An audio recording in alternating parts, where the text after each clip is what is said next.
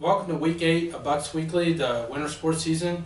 We're going to start things off with Buccaneer Wrestling with head wrestling coach Eric Vanderhorst. And the Bucks are coming off an impressive pair of duels victories over at Ben Logan last Thursday. And can you talk about that that evening? Yeah, that was kind of a nice pickup. It was last minute. They needed a fourth team for their double duel, and we were able to kind of make it happen quickly. We couldn't get everybody in the lineup on that short of notice, but we got most of our kids in there.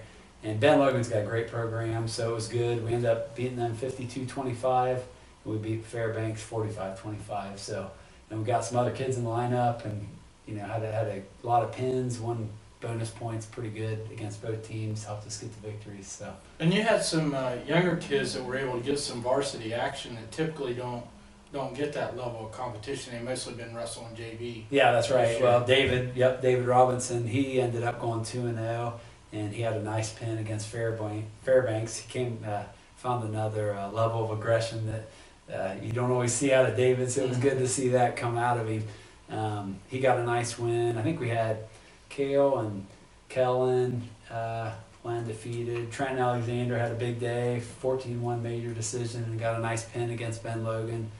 Gavin McReynolds picked up a couple pins, and Joseph Franke had a big day, got 2 pins against each of his opponents. So. Okay, unfortunately there was a JV invitational that was supposed to be scheduled for last Saturday that was canceled because of the weather. Is that going to be made up? No, they're not going to make. I don't think they're going to make that up, which is unfortunate because those are great experience matches for our kids. But so we lost the Ben Logan JV invitational. Good news is we have Sydney coming up on Saturday, so we'll get a bunch of. And that'll be a varsity or JV? That's a JV tournament. Yeah. So. And then tomorrow night we travel to Coldwater, and that's always a really good test for us. Oh yeah, Coldwater. We're always right there, back and forth with our duels with Coldwater. They're a great program in all sports, and I was talking to their coach today though, and it's kind of interesting because for the dual meet tournament regionals, we head up with the northern teams. So it's us and Versailles and all the northern teams like Allen East and Coldwater. Because of that and the way the seeds are going to work out, we were both predicting that we're probably going to be seeds 2 and 3, meaning we are probably, if we both advance, we'll probably end up wrestling each other next Wednesday. And because of that, we thought we may be up there, but we may go ahead and wrestle the other 2 teams that are there and not wrestle Coldwater, which is kind of different. It's the first time we would do that. But we would see Milton Union and Lima Senior, and then odds are next Wednesday we're going to be wrestling Coldwater in the dual meet tournament. So I think that's how we're going to. We hadn't finalized it, but I think that's how it's going to shake out.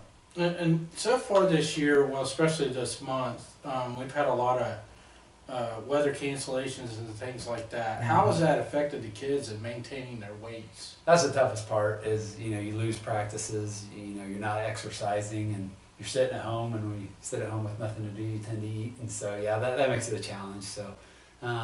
We weren't in too bad a shape today. Had to have a pretty hard practice yesterday to keep burning the calories, and I think we'll be all right for tomorrow.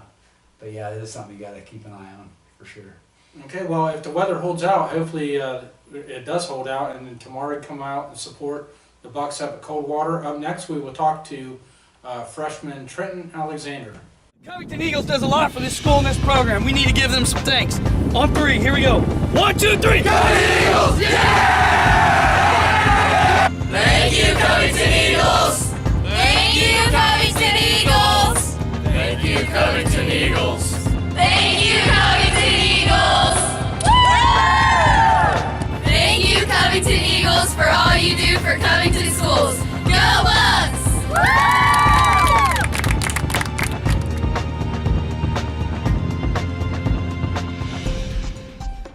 Welcome back to Bucks Weekly Week 8 of winter sports season, and I'm with freshman 160-pounder Trenton Alexander, who right now his record stands right around 19-5, 18-5, somewhere around there, having a really good start to his high school career.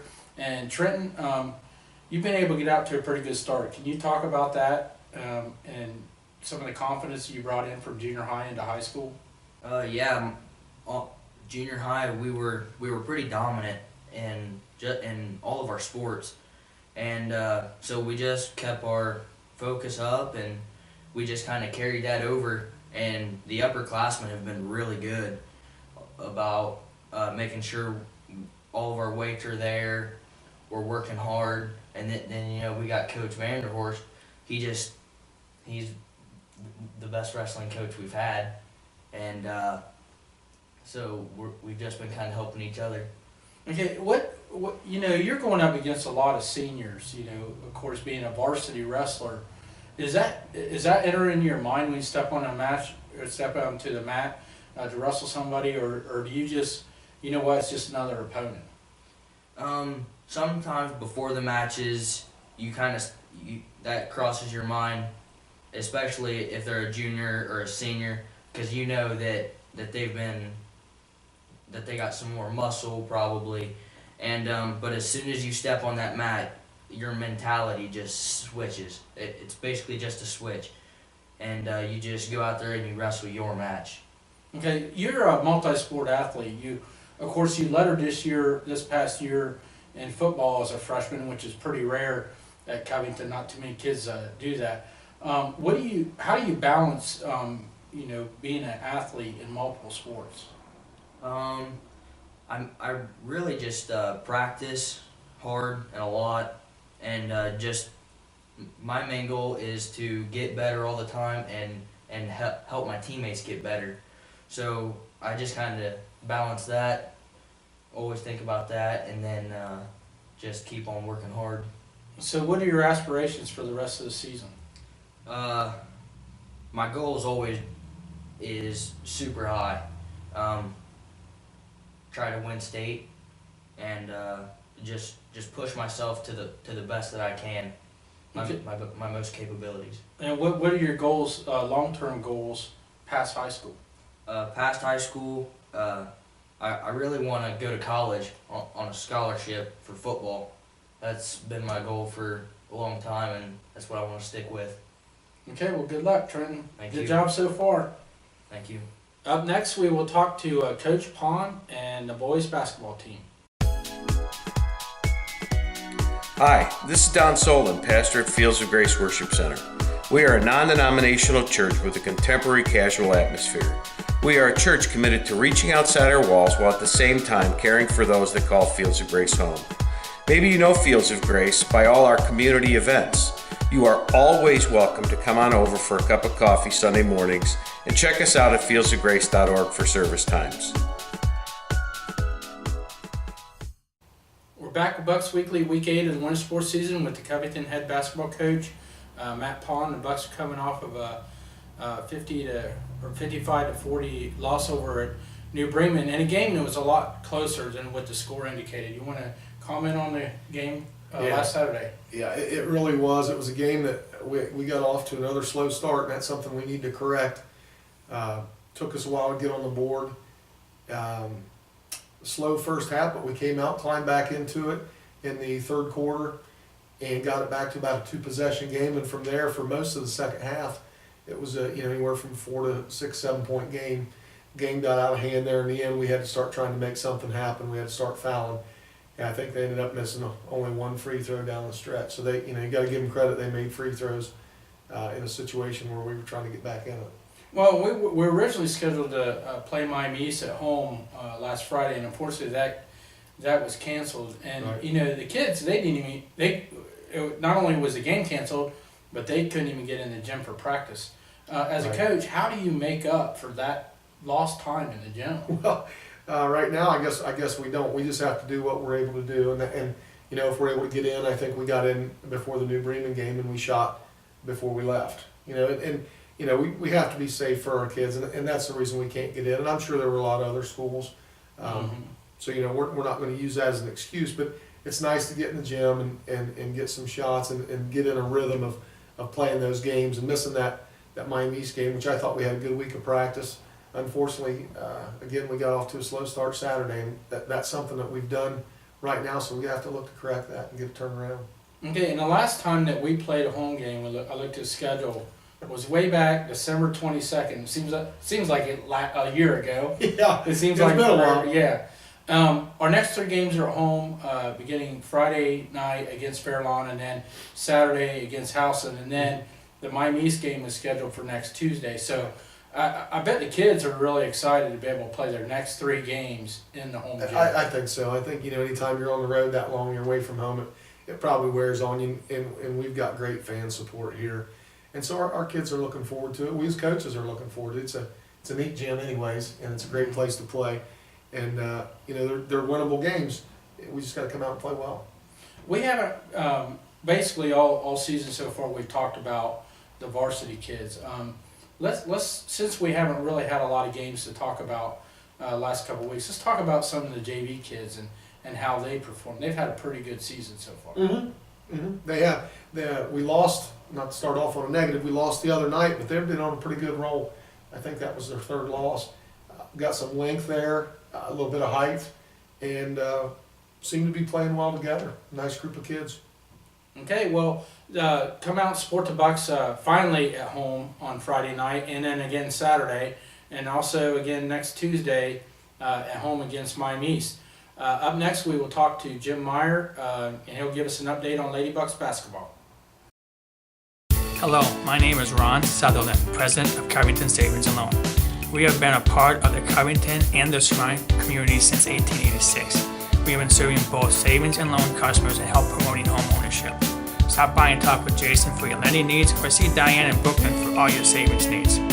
Thank you for your continued support to help Covington Savings and Loan continue to support the Covington community. FDIC approved. We're back with Bucks Weekly, Week 8 of the winter sports season, and with Covington girls basketball coach Jim Meyer. And the Lady Bucks are coming off of 2 great games. One last week, a win over Ansonia, and then last night, a real exciting game, but we came up short by 2 points to Rushi.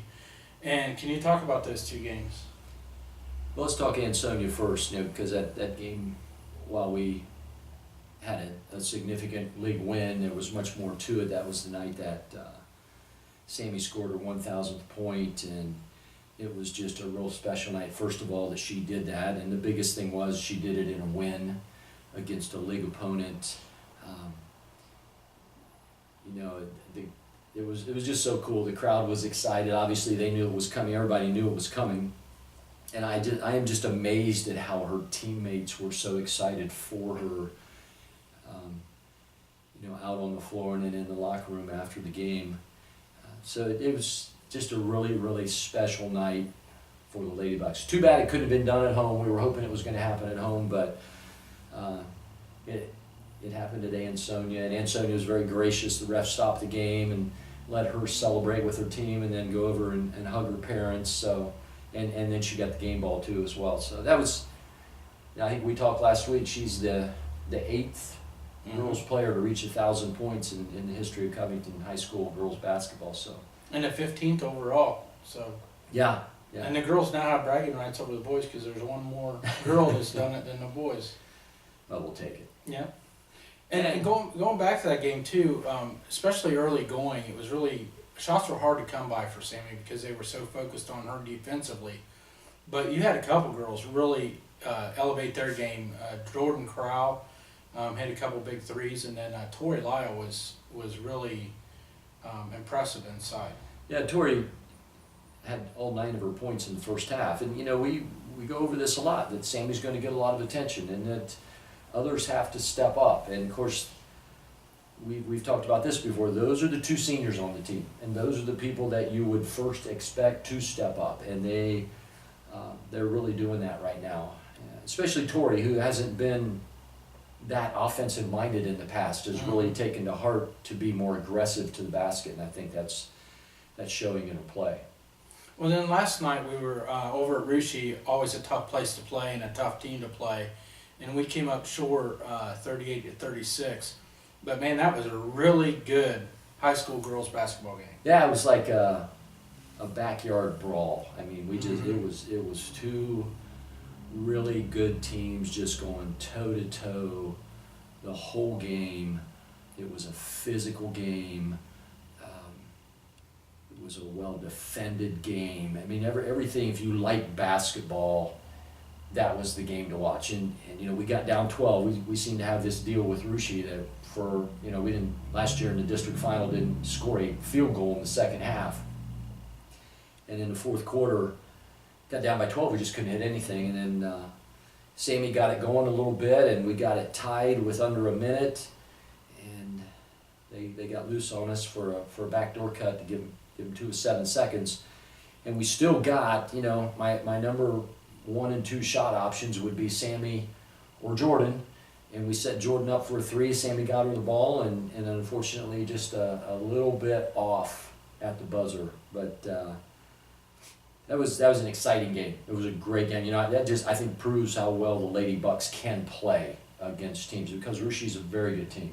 Well, and when we were down by 12 there in the fourth quarter, there was a timeout, and Rob Kaiser and I were talking, and he was looking at his stats. He was filling out his stats for the story, for the paper, and he said, man, he goes, Covington hasn't scored in 8 minutes, or a field goal in 8 minutes. And I'm thinking, I didn't realize it at the time, but the fact that we went 8 minutes without scoring a field goal and was still able to come back and tie the game is really amazing in itself. Right. We had some free throws last night too. That's not, we've been up and down with that, and I think we were 10 for 14 from the line. So that, and actually, and that was something we talked about with Rushi. You can't put them at the line, because that's how they beat us last year both times. You have to foul them at the end of the game. They go to the line, they make free throws. And they made 8. But you know, we outscored them from the line, so that kept us close. I think the big change in the game was that we switched defenses. We had been playing zone all night, and because we were down, we decided to go man. We brought it up to full court. We did some run and jump, and that created some turnovers, and we were able to take advantage and convert on them and get back in the game. Okay, let's talk a little bit about Sammi. I mean, she had 21 points last night, and like you said, last week against Ansonia, she scored her 1,000th career point. You've seen a lot of really good basketball players, boys and girls, and I'm sure you feel that she's up there with anybody that you've seen play at the high school level. Oh yeah, for sure. I mean, you know, there are teams around us that have great players. You know, Newton has the McBride girl, and Miami East has the Haney girl, and you know, there are a couple kids that graduated from Tri-Village last year. But you know, special players come along every once in a while, especially at a small school like Covington. And the thing with Sammi, and you know, if there's any young girls watching this, the thing with Sammi that differentiates her is that she takes this game seriously. She just doesn't show up when the season starts, and comes and plays games when they happen. You know, this is someone who once in the gym. If she could, she'd be in the gym every morning before school shooting. She does extra training. So when you take the game that seriously, you can get that good. But this just didn't happen because she woke up one morning as a basketball player. Mm-hmm. She works very, very hard at this game, and the results that she's getting shows what hard work does.